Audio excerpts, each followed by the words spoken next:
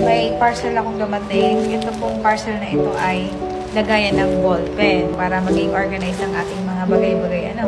So, ayan, nag-order ako. Dumating na siya at tara, buksan na natin.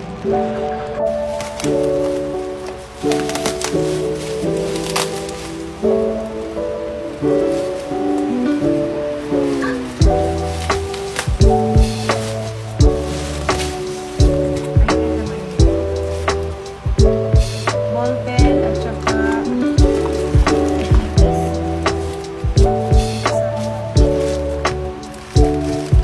ayan na siya.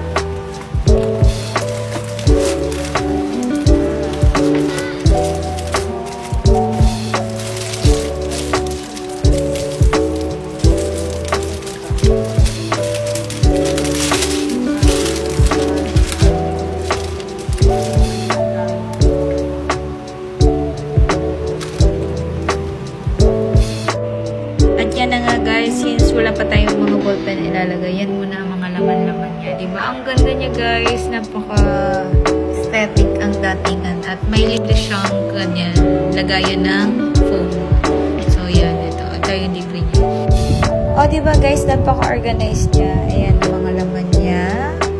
Ito naman yung printer ko. Ito naman yung setup ko kapag nag-live or kapag may binibidyohan ako sa bagay. Ito ano din, hindi ko pa ito